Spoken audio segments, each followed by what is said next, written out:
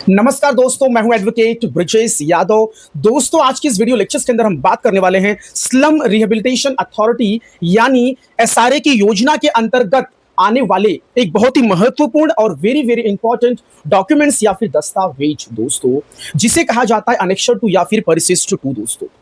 Dear friends, यदि आप एक स्लम के ड्वेलर्स हैं, यदि आप एक झोपड़ी धारक हैं और ऐसे में कहीं न कहीं आपके क्षेत्र में, आपके एरिया में, आपके स्लम का यदि रीडेवलपमेंट होने जा रहा है दोस्तों, एसआरए की योजना के तहत, तो ऐसे में कहीं न कहीं आपको यह पता होना बहुत ज़रूरी है कि आपको आगे चलकर फ्यूचर में, भविष्य में मिलने वाला दोस्तों फ्लैट या फिर मकान, या फिर यदि आप दुकानदार हैं दोस्तों, आपके पास आपके स्लम में आप एक कमर्शियल गाले के एक झोपड़ी धारक है दोस्तों, तो ऐसे में कहीं न कहीं आगे चलकर आपको मिलने वाला जो कमर्शियल जो गाला है, या फिर यदि आप एक झोपड़ी धारक हैं, आपको आगे चलकर यदि कोई आपको फ्लैट या फिर मकान मिलने वाला है दोस्तों, तो इसको लेकर इस दुकान या फिर मकान का एसआरए की योजना के तहत इसका कारपेट एरिया, इसका क्षेत्रफल कितना होगा, इसकी साइज क्या होगी दोस्तों, इसके बारे में भी आपको जानना बहुत जरूरी है। और साथ ही साथ एक झोपड़ी धारक या फिर एक जो कमर्शियल झोपड़ी धारक है दोस्तों, या फिर एक व्यक्ति या फिर एक परिवार अधिकतम कितने फ्लैट्स या फिर कितने दुकान,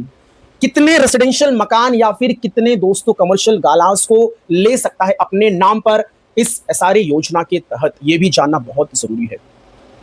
लोगों को बहुत कंफ्यूजन रहता है कि मेरे नाम पे तो 4-4 झोपड़े हैं, तो क्या मुझे 4 फ्लैट्स मिलेंगे? मेरे नाम पे तो 10-10 गाले हैं, 10-10 दुकान है, तो क्या मुझे एसआरए स्कीम के तहत क्या मुझे 10 दुकान, 10 गाले मुझे मेरे नाम पर मिलेंगे? तो ये सारे प्रश्नों के जवाब दोस्तों आज इस वीडियो लेक्चर्स के अंदर मैं पूरा क्लियर कर दूंगा।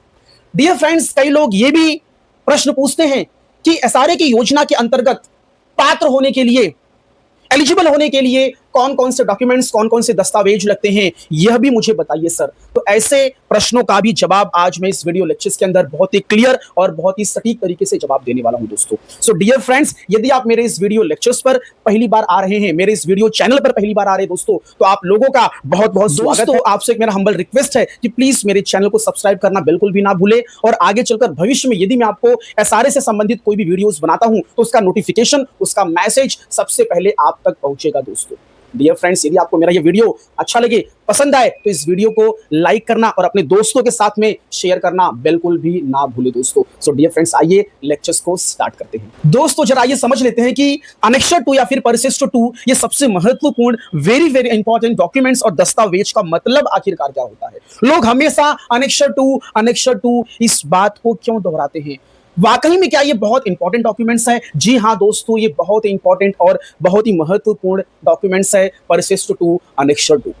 डियर फ्रेंड्स, जब आपके झोपड़ी का सर्वे हो जाता है, जब आप अपने डॉक्यूमेंट्स लगा देते हैं दोस्तों, आप अपने डॉक्यूमेंट्स संबंधित जो भी अथॉरिटी है या फिर जो भी संबंधित विभाग है दोस्तों, जब उनके पास आप अपने डॉक्यूमेंट्स को दे देते हैं फॉर द वेरिफिकेशन पर्पस, यदि आपके सारे डॉक्यूमेंट्स सही और मजबूत तरीके से पाए गए और एसआरए स्कीम, एसआरए योजना के नियम कानून के तहत पाए गए दोस्तों, तो डियर फ्रेंड्स, आप एसआरए स्कीम, एसआरए योजना के तहत आप पात्र और एलिजिबल कर दिए जाएंगे।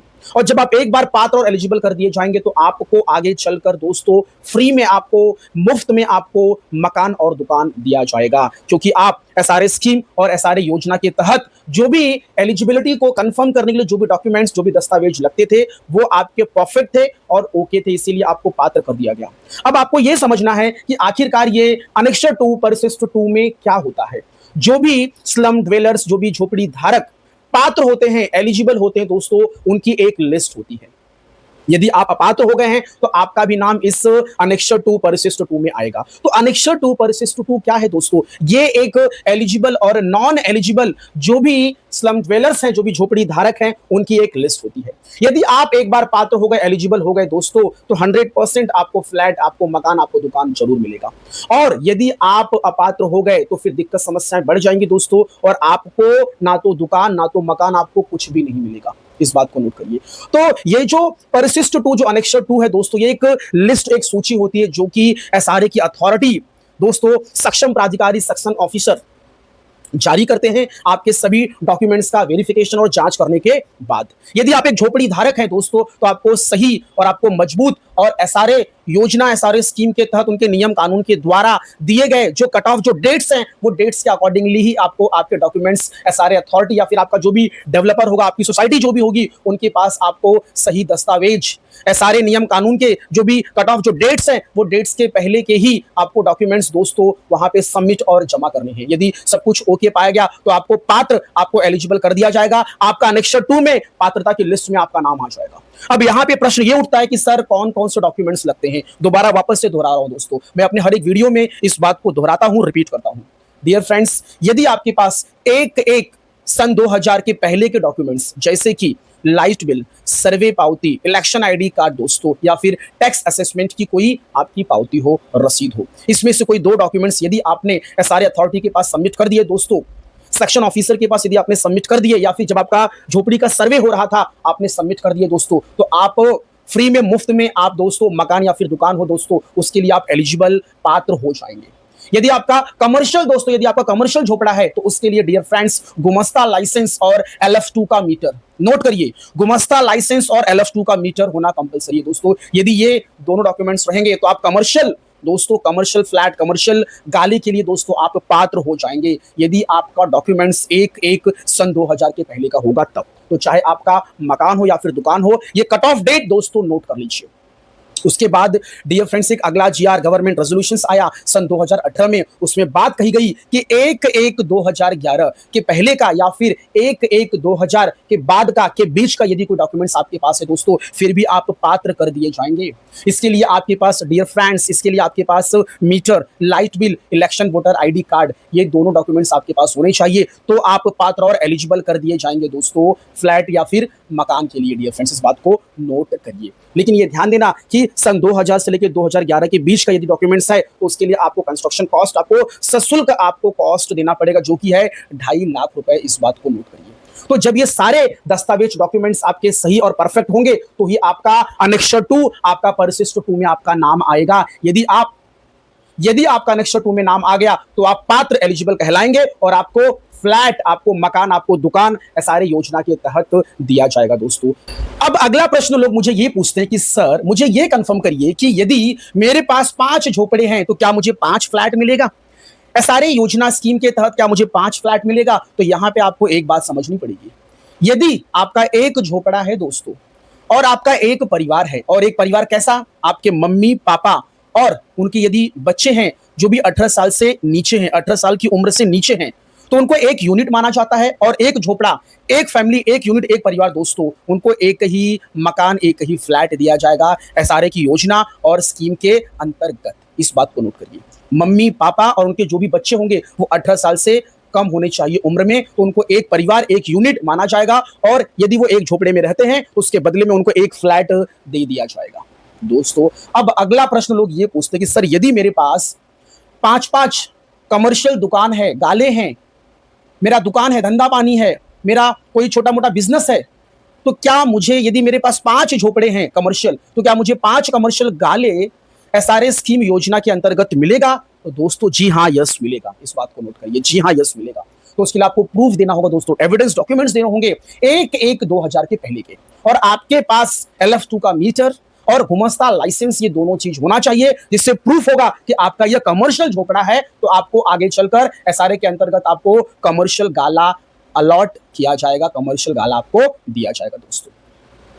अब यहां पे लोग ये पूछते हैं कि सर जो रेसिडेंशियल, जो फ्लैट, जो रिहाब बिल्डिंग जो बनेगी, उसमें जो हमें मकान, जो फ्लैट मिलेगा, उसका कारपेट एरिया, क्षेत्रफल कितना होगा? तो वो भी चीज में क्लियर करना चाहता हूं दोस्तों। करंट जो प्रोविजन है, जो फिलहाल हाल का जो कानून है, जो प्रोविजन है, उसके मुताबिक आपको 300 का एरिया, 300 स्क्वायर फीट का एरिया, कारपेट एरिया आपको का क्षेत्रफल का आपको मकान दिया जाएगा। इस बात को नोट करें। और यदि आपका कमर्शियल गाला है तो आपको दोस्तों maximum 225 square feet carpet area का आपको गाला दिया जाएगा और मिनिमम 100।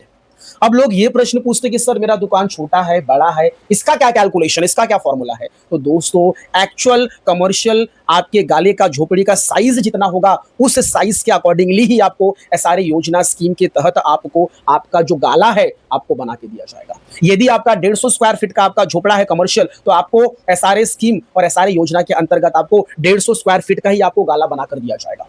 अब यहाँ पे किसी ने ये पूछा मुझसे कि सर मेरा झोपड़ा जो कमर्शियल जो झोपड़ा है वो मेरा 500 स्क्वायर फीट का है, तो क्या मुझे एसआरए स्कीम और एसआरए योजना के अंतर्गत क्या मुझे 500 स्क्वायर फीट का मुझे कमर्शियल गाला बना के दिया जाएगा? जी नहीं दोस्तों, मैक्सिमम 225 और मिनिमम 100, उसके बीच में जो भी आपका साइज होगा वो साइज के हिसाब से आपको बना के दिया जाएगा, या फिर कितना भी बड़ा साइज होने दो, मैक्सिमम 225 स्क्वायर फीट का आपको कारपेट एरिया का आपको कमर्शियल गाला आपको बनाकर दिया जाएगा। दोस्तों इस बात को नोट करिए। दोस्तों अब यदि आप एक बार एलिजिबल हो गए, यदि आप एक बार आपकी पात्रता की लिस्ट में आपका नाम आ गया, अनेक्सर 2 सूची के अंदर आपका नाम आ गया, तो उसके बाद यदि कोई बिल्डर आता है रीडेवलपमेंट का काम स्टार्ट करने का वो प्लान करता है दोस्तों, और जब आपको वहां से शिफ्ट करता है, मूव करता है कहीं और, आपका पुनर्वसन करता है दोस्तों, फॉर एग्जांपल आपको उसने बोला कि भाई देखो आप पात्र हो गए हो, आप एलिजिबल हो गए हो, ठीक है, आपको कुछ समय के लिए कहीं और मैं आपको शिफ्ट करता हूं, या फिर आप भाड़ा ले लीजिए, रेंट ले लीजिए, जब तक कि ये रिहैब बिल्डिंग जो एसआरए की जो बिल्डिंग है जब तक तैयार होके बनकर नहीं होती है, जब तक ये बनकर तैयार नहीं होती तब तक आप भाड़ा ले लीजिए, या फिर आप किसी कहीं पे आपको वो ट्रांजिट कैंप में आपको शिफ्ट कर देंगे। तो दोस्तों जो पात्र होंगे उन्हीं को ही रेंट भाड़ा मिलेगा आगे चलकर, और जो पात्र होंगे उन्हीं को ही ट्रांजिट कैंप, टेम्पररी एक पतरे का एक बिल्डिंग बनाते हैं उसी में शिफ्ट करते हैं, उसको बोलते हैं ट्रांजिट कैंप, ठीक है, टेम्पररी बेसिस पर उनको ही वहां पे शिफ्ट किया जाएगा। तो डियर फ्रेंड्स एक बात यहां पे नोट करने वाली है कि यदि जब तक आप पात्र नहीं होते तब तक आपको आपका स्ट्रक्चर, आपका झोपड़ी आपको छोड़ना नहीं है। कई बार तो बिल्डर्स ऐसा भी करते हैं कि भैया ये लो भाड़ा, ये लो रेंट, ये लो मैंने आपकी व्यवस्था कर दी, आप यहाँ पे शिफ्ट हो जाइए और आप ये झोपड़ा खाली करिए, मुझे इसको डेमोलिश करके, मुझे इसको तोड़कर यहाँ पे डेवलपमेंट करना है। तो जब तक आपकी पात्रता निश्चित नहीं होती है, जब तक आपकी एलिजिबिलिटी कंफर्म नहीं होती दोस्तों, तब तक आपको झोपड़ा स्ट्रक्चर नहीं छोड़ना है। भले से बिल्डर आपको कितना भी लालच दे दे, ये लो रेंट, ये लो भाड़ा और जाओ आराम से मस्त में रहो, जाओ ये ट्रांजिट कैंप है यहाँ हमने बनाया, यहाँ पे आप आराम से रहो, अब ये जगह पूरा खाली करो, इसको तोड़ के यहाँ पे हम फ्लैट, यहाँ पे बिल्डिंग हम खड़ी करेंगे, बिल्डिंग बनाएंगे। बिल्कुल भी नहीं, जब तक आपकी पात्रता निश्चित नहीं की जाती है, जब तक आपका अनेक्सर 2 में नाम नहीं आता है, जब तक आपके हाथ में अनेक्सर 2 की लिस्ट नहीं आती है दोस्तों, तब तक आपको आपका स्ट्रक्चर, आपका झोपड़ा, आपकी झोपड़ी आपको छोड़ना बिल्कुल भी नहीं है। अब आपका अनेक्सर 2 में नाम है ही नहीं, आपको भाड़े का लालच दे दिया गया, आपको ट्रांजिट कैंप में शिफ्ट करने की बात कह दी गई और आप उस भाड़े के लालच में वहां चले गए और आपका पात्र अनेक्सर 2 में नाम है ही नहीं, तो भूल जाइए, फिर आपको फ्लैट, मकान, दुकान भूल जाइए, क्योंकि आप कहीं भी किसी भी अथॉरिटी के पास जाओगे, चाहे आप एप्लीकेशन दो, चाहे कंप्लेन करो, चाहे अपील करो, आपको पहले पूछेंगे कि आप मुझे आपकी अनेक्सर 2 पात्रता की लिस्ट बताइए। जब आपके पास रहेगा ही नहीं तो फिर आपकी बात कहीं पे भी सुनी नहीं जाएगी, और आप यदि अपात्र हो गए, इनएलिजिबल हो गए, तो दोस्तों आपको भाड़ा भी नहीं मिलेगा, मिला तो आपके साथ में समझ लो फॉर एग्जांपल फ्रॉड और चीटिंग ही होगा। आप अपात्र हो, भाड़ा मिल रहा है, भाई पहले पात्रता पे फोकस करिए, एलिजिबिलिटी पे फोकस करिए, अनेक्सर 2 परिशिष्ट 2 में आपका नाम लाने पर फोकस करिए, वहां पे नाम आया तो ही आप एलिजिबल, आप दोस्तों पात्र कहलाएंगे, तो ही आपको दुकान और मकान और फ्लैट जो भी है आपको मुफ्त में फ्री में मिलेगा। दोस्तों इस बात को नोट करिए। तो जब आपका सर्वे होता है, कोई डेवलपर आता है, आपका वहां पे मुआयना होता है, सर्वे होता है, तो जो कट ऑफ जो डेट्स दिए गए उस कट ऑफ डेट्स के मुताबिक ही आपके डॉक्यूमेंट्स आपको सबमिट करने चाहिए। आप आपके डॉक्यूमेंट्स आपके सोसाइटी, आपके डेवलपर के माध्यम से सबमिट करवाइए, या फिर डायरेक्टली सीधे जाके आप एसआरए की जो भी सर्वे अथॉरिटी होगी आप उनके पास भी सबमिट कर सकते हैं। दोस्तों सही डॉक्यूमेंट्स लगाइए, अपनी पात्रता, अपनी एलिजिबिलिटी को कंफर्म करिए दोस्तों, उसके बाद ही आप एसआरए स्कीम और एसआरए योजना के अंतर्गत आप मुफ्त में फ्लैट और घर के आप दोस्तों बेनिफिशियल कहलाएंगे। सो दोस्तों मेरा ये लेक्चर यहीं पे समाप्त हुआ। यदि आपको मुझसे कोई मदद, कोई लीगल हेल्प चाहिए एसआरए के संबंध में, तो दिए गए लीगल हेल्पलाइन नंबर पर आप मुझे कॉल कर सकते हैं, मुझे मैसेज कर सकते हैं। दोस्तों ये लीगल हेल्पलाइन नंबर मेरा व्हाट्सएप पर भी अवेलेबल है, आप मुझे टेक्स्ट कर सकते हैं। दोस्तों आपकी जो भी समस्याएं, दिक्कत होंगी उसको मैं रिजॉल्व और सॉल्व करने की पूरी कोशिश करूंगा। आप मेरे ऑफिस पर भी विजिट कर सकते हैं। दोस्तों थैंक यू सो मच, धन्यवाद, जय हिंद, जय भारत।